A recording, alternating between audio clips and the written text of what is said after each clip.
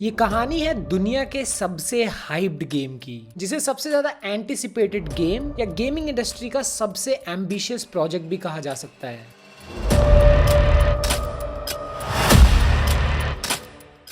इस गेम को बनाने का खर्चा $2 बिलियन है और फिर से ये नंबर इतना बड़ा है कि इसे पर्सपेक्टिव में डालना मुश्किल है। इसीलिए इस 2 बिलियन के नंबर को इंडियन मूवीज के बॉक्स ऑफिस से कंपेयर करते हैं। 2 बिलियन इतना बड़ा नंबर है कि दंगल और बाहुबली 2 जैसी 8 से 10 मूवीज लग जाएंगी ग्लोबली 2 बिलियन कमाने के लिए। बॉलीवुड में जो मूवीज बनती हैं जिनका बजट 80 से 100 करोड़ होता है, इस गेम के बजट से आप ऐसी 200 मूवीज को फंड कर सकते हो। और ये इतना बड़ा नंबर है कि शाहरुख खान की सारी फिल्मों की सारी अर्निंग्स को भी मिला दिया जाए तो भी 2 बिलियन का नंबर इससे 3 गुना ज्यादा होगा। सिंपल वर्ड्स में ये सिर्फ एक गेम नहीं है, ये एक रेवोल्यूशन है, एक कल्चरल अर्थक्वेक है। ये है कहानी GTA 6 की।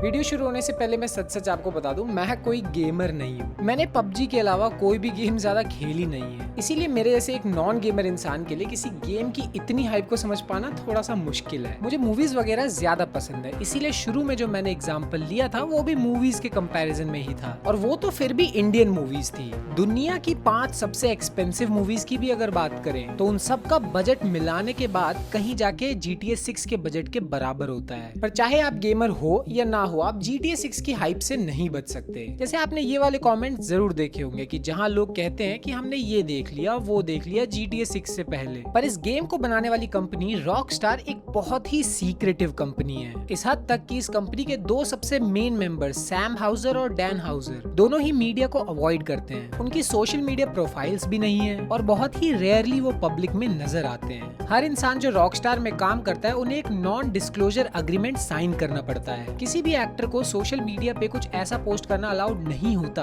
जिससे ये पता चल सके कि वो रॉकस्टार के लिए काम करते हैं। एक्टर्स का कहना है कि रॉकस्टार में काम करने के रूल्स मार्वल मूवीज से भी ज्यादा स्ट्रिक्ट होते हैं। इवन टॉयलेट जाने के लिए भी एक एस्कॉर्ट उनके साथ जाता है, और कई बार तो लोगों को पता ही नहीं होता कि वो रॉकस्टार के लिए काम कर रहे हैं, क्योंकि प्रोजेक्ट्स के नाम भी कोडेड होते हैं। एक एक्टर ने एक सूट पहन के एक फोटो पोस्ट की थी और उनके रेज्यूमे में ये मेंशन था कि वो GTA 6 पे काम कर रहे हैं। तो लोगों ने एक्साइटमेंट में उनसे सवाल पूछना शुरू कर दिया, पर बाद में उन्हें ये सारी की सारी पोस्ट और रेज्यूमे से ये चीजें हटानी पड़ी। रॉकस्टार इस हद तक सीक्रेटिव कंपनी है कि उन्होंने खुद के प्राइवेट डिटेक्टिव लगा दिए थे एक बच्चे के पीछे। तो अगर ये कंपनी इतनी सीक्रेटिव है तो इनके गेम्स की इतनी हाइप कैसे बन पा रही है? इसका आंसर है इनके पुराने गेम्स। 1990s में वीडियो गेम इंडस्ट्री पैसे कमाने का एक बहुत अच्छा जरिया था। हालांकि गेम्स को मूवी या म्यूजिक की तरह सीरियस नहीं लिया जाता था, पर फिर भी ये इंडस्ट्री $7 बिलियन की हो चुकी थी। साथ ही साथ सोनी का प्लेस्टेशन भी लॉन्च होने वाला था, जिसकी वजह से ये इंडस्ट्री और बूम होने वाली थी। 1996 में सैम हाउजर को स्कॉटलैंड की एक कंपनी से कॉल आता है। वो कंपनी एक गेम बना रही थी जिसका नाम था रेस एंड चेज। इस गेम में एक सिटी होती है जहाँ आप पूरा शहर घूम सकते हो और क्रिमिनल्स को पकड़ सकते हो, बट ये गेम बहुत ही बकवास था। ऐसा मैं नहीं कह रहा हूँ, जिसने भी इस गेम को खेला उसका एक्सपीरियंस ऐसा था, क्योंकि गेम को जितना हो सके रियलिस्टिक बनाने की कोशिश की गई थी। पर क्योंकि उस गेम में आप एक पुलिस बन के खेलते हो, इसीलिए आपको रूल्स फॉलो करने होते हैं, जिसकी वजह से ये गेम बोरिंग लगने लगता है। पर सैम हाउजर पे कुछ आइडियाज थे जिससे ये गेम इम्प्रूव किया जा सकता था। क्या हो अगर आपको रेड लाइट्स पे रुकने की जरूरत ही ना हो? क्या हो अगर आप स्पीड लिमिट को पार कर सको? क्या हो अगर आप जहाँ चाहे वहाँ ड्राइव कर सको? क्या हो अगर आप कॉप की तरह नहीं एक क्रिमिनल बन के खेलते हो, तो जहां आप दूसरे लोगों की गाड़ियां भी चुरा सकते हो, पेडेस्ट्रियंस पर गाड़ी भी चढ़ा सकते हो और उन पे गाड़ी चढ़ाने के आपको पॉइंट्स भी मिलेंगे, और यहाँ तक कि क्या हो अगर आप पुलिस को भी शूट कर सकते हो। और इन्हीं चीजों की वजह से रेस एंड चेज एक बिल्कुल ही अलग गेम बन गया, और अब वो लोगों के लिए ज्यादा इंटरेस्टिंग भी था, और इसीलिए सैम हाउजर ने इस गेम का नाम बदल के रखा ग्रैंड थेफ्ट ऑटो या फिर GTA। अब यही वो पॉइंट था जहाँ सैम हाउजर के भाई डैन हाउजर ने भी कंपनी को ज्वाइन किया। हाउजर ब्रदर्स बचपन से ही अमीर थे और इसीलिए उन्हें हर नई गेम खेलने को भी मिल जाती थी। सैम हाउजर तो बचपन से ही एक प्रॉपर गेमर थे, जबकि डैन हाउजर ने अपनी लिटरेचर की डिग्री पूरी की थी ऑक्सफोर्ड से, और इसीलिए गेम्स की स्टोरी वगैरह का काम वो ही देखते थे। इन दोनों भाइयों के बारे में पढ़ने के बाद मुझे ये समझ में आया कि गेम्स का इतना इम्पैक्ट कैसे होता है किसी की लाइफ पे। जैसे किसी भी गेम की कहानी भले ही बहुत ही प्लेन और बहुत ही सिंपल हो, जैसे आपको एक आइलैंड पे उतरना है, आपको मिला के 100 लोग और भी आइलैंड पे उतरेंगे, आपको लास्ट तक सर्वाइव करना है, तो आप जीत जाओगे। पर सिंपल कहानी होने के बाद भी आप उस गेम को सिर्फ देखते नहीं हो, बल्कि उसमें एक मेन कैरेक्टर बन के उस कहानी को खुद जी भी रहे होते हो। जबकि मूवीज में आप किसी और की कहानी को बस देख ही रहे होते हो। यही रीजन था कि जब पहला GTA रिलीज हुआ 28 नवंबर 1997 को, तो मिक्स रिस्पॉन्स होने के बावजूद, उतने खास ग्राफिक्स और कंट्रोल्स ना होने के बावजूद इस गेम की 1 मिलियन से भी ज्यादा कॉपीज बिकी। क्यों? क्योंकि ज्यादातर गेम्स की जो सेल होती है लॉन्च होते ही स्पाइक होती है और धीरे धीरे गिरने लगती है, पर GTA इस मामले में बाकी गेम्स से काफी अलग था। पहले GTA गेम की सेल शुरू में तो कम थी, पर वो धीरे धीरे अच्छी होती चली गई, जिसमें वर्ड ऑफ माउथ ने इस गेम को बहुत प्रमोशन दिया, क्योंकि जो भी इस गेम को खेलता था वो दोस्तों को इस बारे में रिकमेंड जरूर करता था। और इसीलिए GTA 1 की सक्सेस के बाद 22 अक्टूबर 1999 को लॉन्च किया गया GTA 2। और GTA 2 के भी रिव्यू उतने खास नहीं आए थे। छोटे मोटे अपग्रेड्स तो थे, पर ग्राफिक्स उस टाइम के गेम्स के कंपैरिजन में काफी आउटडेटेड थे। पर कमियां होने के बाद भी GTA का जो कोर फैन बेस है वो बढ़ता जा रहा था। गेम का कंसेप्ट अभी भी लोगों को इंटरेस्टिंग लग रहा था, और इसीलिए GTA 2 की भी 2 मिलियन से ज्यादा यूनिट्स बिक गई, जो कि GTA 1 के कंपैरिजन में बिल्कुल ही डबल थी। और इसीलिए इस गेम का सीक्वल आना तो फिक्स था ही। पर इसी टाइम पे सोनी अपना PlayStation 2 लॉन्च कर रहा था, तो ऑब्वियसली सारे ही गेम्स अब पहले से बहुत ही डिफरेंट होने वाले थे। और इसीलिए हाउजर ब्रदर्स ने सोचा कि इस बार वो गेम के किसी भी एस्पेक्ट में कमी नहीं छोड़ने वाले, और इस बार GTA को एक प्रॉपर 3D गेम बनाया गया।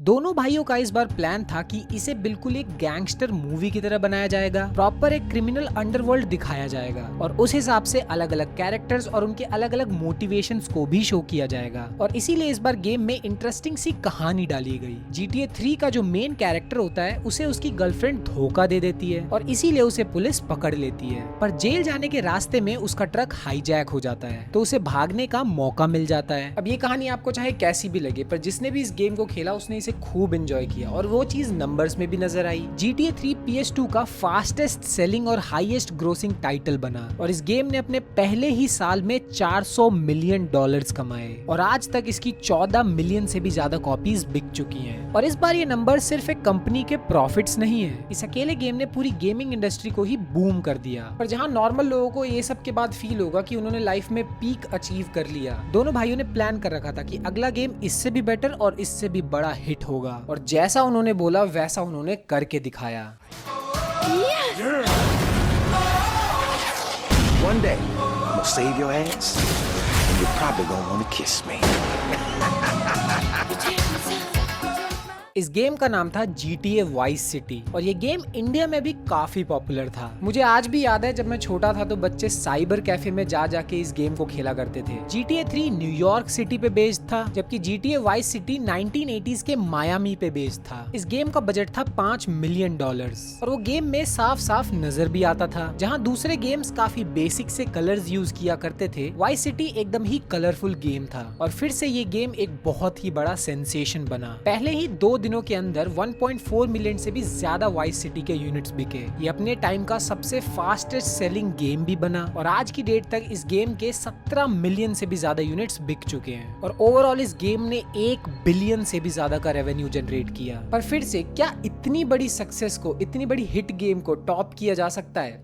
आंसर है हाँ।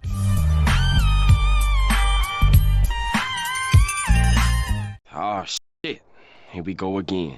GTA San Andreas रॉकस्टार का सबसे बड़ा और सबसे एम्बिशियस प्रोजेक्ट होने वाला था, और इसीलिए इस बार मैप भी पहले से काफी बड़ा था, और जो मेन कैरेक्टर था वो पहली बार एक ब्लैक आदमी को चूज किया गया था। पर इस गेम में एक ऐसा बोल्ड मूव भी लिया गया था जो आज से पहले कभी किसी ने नहीं किया था, और वो ये है कि वो जो प्लेयर है वो इस गेम में 6 लड़कियों से मिल सकते थे और उन्हें गर्लफ्रेंड बना सकते थे। इन लड़कियों को आपको उनके घर पे ड्रॉप करना होता था, जिसके बाद वो आपको अपने घर आने के लिए इन्वाइट करती थी कि अंदर आ जाओ, साथ में हॉट कॉफी पीते हैं, जिसके बाद घर बाहर से शेक होता हुआ नजर आता था। पर इसी सीन ने रॉकस्टार की सबसे बड़ी कंट्रोवर्सी को जन्म दिया, जिसका नाम था हॉट कॉफी स्कैंडल। अब गेम में तो आपको घर सिर्फ बाहर से हिलता हुआ दिखता है, पर डैन हाउजर का प्लान था कि इस बार जो सीन ऐड किया जाएगा उसमें हर चीज बहुत अच्छे से दिखाई जाएगी बिना किसी सेंसर के, और उन्होंने ऐसा किया भी। इस पॉइंट तक रॉकस्टार ने खुद का एक गेम इंजन डेवलप करवा लिया था, और इसी की मदद से उस कंट्रोवर्शियल सीन को भी बनवाया गया था। पर प्रॉब्लम ये थी कि अगर इस सीन को गेम में ऐड ऐड किया जाता तो गेम को मैच्योर रेटिंग की जगह एडल्ट रेटिंग मिल जाती, जिसके बाद ये गेम वॉलमार्ट जैसी दुकानों पे नहीं बिक पाती। और इस गेम का बहुत बड़ा रेवेन्यू ऐसी ही जगह से आता था, यानी सिर्फ एक सीन के चक्कर में रॉकस्टार को मिलियंस ऑफ डॉलर्स का नुकसान हो जाता। तो एंड मोमेंट पे डिसाइड किया गया कि इस सीन को गेम से हटा दिया जाएगा। तो आप किसी कोडर से पूछ के देखो कि सडनली बहुत बड़े कोड में से अगर हमें छोटा सा हिस्सा बीच में से हटाना हो तो इससे कितनी बड़ी प्रॉब्लम्स हो सकती हैं। जिंगा खेला है ऐसे, उसमें जो ब्लॉक्स के ऊपर ब्लॉक्स रखते हैं, मान लो कि मैंने ऐसा पीस निकाल दिया जिससे वो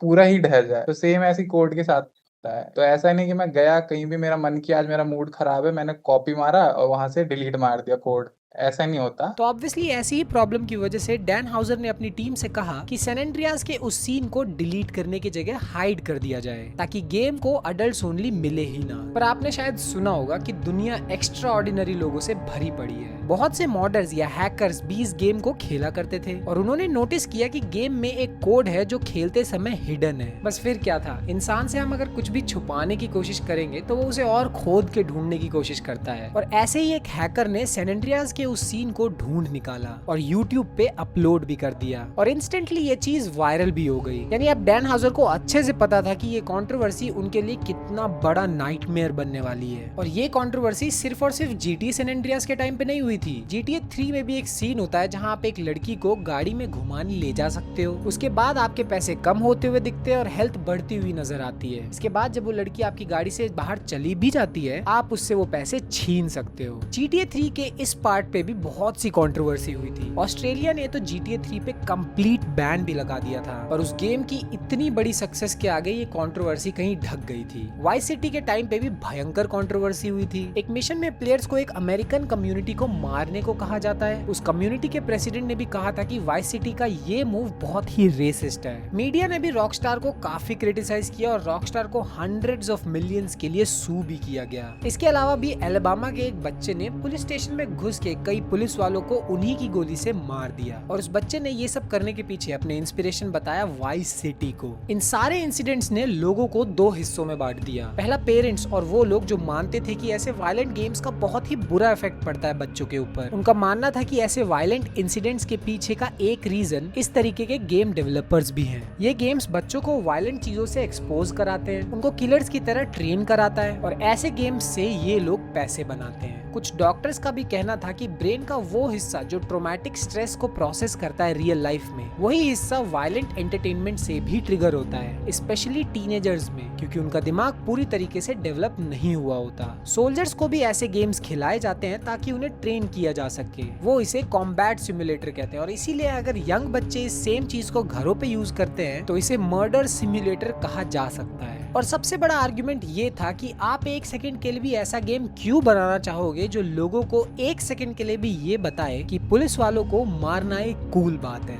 दूसरी तरफ जो गेम के डेवलपर्स थे उनका पर्सपेक्टिव कुछ और था। उनका मानना था कि ये गेम किसी को भी क्रिमिनल नहीं बनाता। अगर उस अलाबामा वाले बच्चे ने वाइस सिटी नहीं खेला होता तो उसने कुछ और खेला होता। एक इंसिडेंट की वजह से लोगों की आर्टिस्टिक फ्रीडम को दबाना नहीं चाहिए और वो कोई मर्डर सिमुलेटर नहीं बना रहे हैं, वो एंटरटेनमेंट बना रहे हैं। डिबेट्स तो बहुत थी और ये डिबेट्स आज भी चली रही हैं, पर सैन एंड्रियास के हॉट कॉफी स्कैंडल में जो हुआ, इस अकेले स्कैंडल से रॉकस्टार के बर्बाद होने तक की नौबत आ गई। इन्वेस्टिगेशन से ये पता लगा कि हर सीडी में वो हॉट कॉफी वाला सीन कोडेड था। हिलरी क्लिंटन भी पूरी कोशिश कर रही थी कि एक बिल पास हो सके जो वीडियो गेम के कंटेंट को रेस्ट्रिक्ट कर सके। बिल तो पास नहीं हुआ पर रॉकस्टार और उसकी पेरेंट कंपनी को बहुत नुकसान झेलना पड़ा। GTA सैन एंड्रियास को अडल्ट्स ओनली रेट किया गया। हर शॉप से हर डिस्क को वापस लिया गया जिसका कॉस्ट रॉकस्टार को पड़ा $20 मिलियन और उनके स्टॉक के प्राइसेस भी 13% से गिर गए। और यहाँ तक कि लॉस एंजलिस की सिटी ने भी उनके ऊपर बैड मार्केटिंग का केस कर दिया।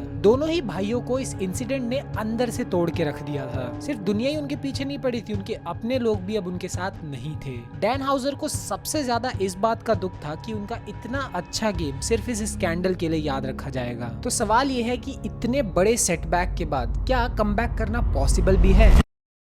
This week, Grand Theft Auto 5 pulled in $1 billion in sales in 3 days.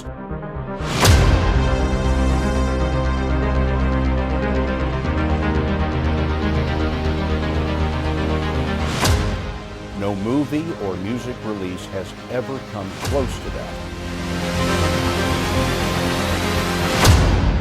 GTA 4 भी एक बहुत ही बड़ा सक्सेस था। इस गेम ने एक दिन के अंदर अंदर 310 मिलियन डॉलर्स कमाए थे। पर GTA 5 लिटरली एक अर्थक्वेक की तरह था। इस गेम ने वो किया जो आज तक कोई भी पीस ऑफ मीडिया नहीं कर पाया, चाहे वो कोई मूवी हो या कोई एल्बम। GTA 5 का बजट था 265 मिलियन डॉलर्स और इस बार रॉकस्टार ने एक अलग अप्रोच ली थी। उन्होंने GTA 5 को एक ऑनलाइन मोड में डेवलप किया था, जिससे प्लेयर्स को अगले गेम के लिए सालों तक वेट नहीं करना पड़ता और वो ऑनलाइन मोड को एंजॉय कर सकते थे। साथ ही रॉकस्टार के लिए भी उनका रेवेन्यू सिर्फ एक बार तक लिमिटेड नहीं था, बल्कि ऑनलाइन मोड की वजह से छोटे छोटे ट्रांजैक्शंस लोग कर सकते थे, जिसका एंड रिजल्ट ये रहा कि GTA 6 के फाइनल रेवेन्यू बन के आया 8.6 बिलियन डॉलर्स। इस कहानी से अगर हमने कुछ सीखा है तो वो ये है कि हाउजर ब्रदर्स यहाँ तो नहीं रुकने वाले। उनका अगला प्रोजेक्ट इससे भी बड़ा और इससे भी ज्यादा एम्बिशियस होने वाला है। GTA 6 की हाइप की हम बात तो ऑलरेडी कर ही चुके हैं, पर 23 दिसंबर को रॉकस्टार ने GTA 6 का पहला ऑफिशियल ट्रेलर लॉन्च किया और अपलोड होते इस वीडियो ने सारे रिकॉर्ड्स तोड़ दिए। GTA 6 भी वाइस सिटी की तरह मायामी सिटी पे बेस्ड है और पहली बार गेम में एक फीमेल कैरेक्टर है। और रॉकस्टार की हिस्ट्री रही है कि वो गेम को बहुत ही डिटेल में डेवलप करते हैं। और यहाँ बात गेम के सिर्फ इंसेन ग्राफिक्स की नहीं है, 3D मैप्स या इंटीरियर्स की बात हो या रियलिस्टिक फिजिक्स की बात हो, रॉकस्टार हर चीज को बहुत ही डेप्थ में कवर करते हैं। पर इस बार एस्टिमेट ये है कि GTA में जो बिल्डिंग्स होंगी उसमें से 70 से 100% बिल्डिंग्स एंटरेबल होंगी और हर बिल्डिंग के यूनिक इंटीरियर्स को डेवलप करने के लिए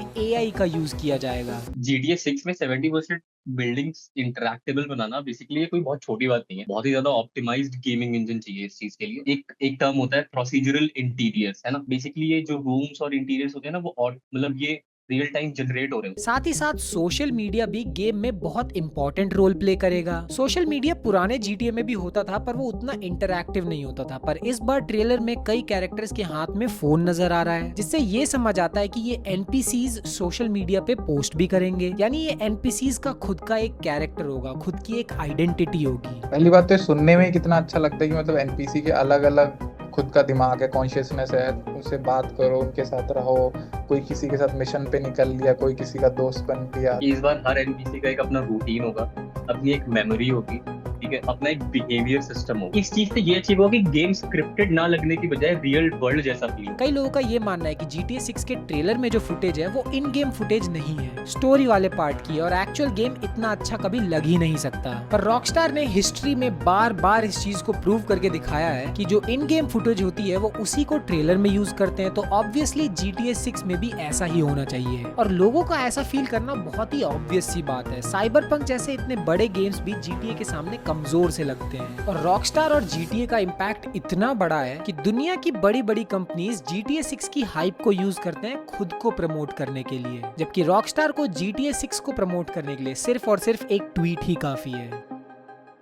खैर, अगर आप यहाँ तक पहुँच गए हो तो मेरी एक छोटी सी रिक्वेस्ट है। अब बहुत सी ऐसी चीज़ें होती हैं जिसपे वीडियो बनाना पॉसिबल नहीं होता, कुछ छोटे टॉपिक्स, कुछ बड़े टॉपिक्स। तो अगर आपको मेरा कंटेंट पसंद है तो आप प्लीज़ मेरे इस सेकंड चैनल को सब्सक्राइब कर सकते हो। मैं जैसे ही मेरे इस पे 100 सब्सक्राइबर्स होंगे मैं लाइव आना चाहता हूँ। बहुत सी ऐसी चीज़ें जिसपे मैं 2 वे इंटरेक्शन करना चाहता हूँ, आपकी कुछ बातें, मेरी कुछ बातें, लाइव में ये सब चीज़ें पॉसिबल हैं। तो फिर से अगर आपको मेरा कंटेंट पसंद है तो आप प्लीज़ मेरे इस सेकंड चैनल को सब्सक्राइब कर सकते हो। मे बी इन फ्यूचर हम शायद GTA 6 भी साथ में खेलें, मे बी।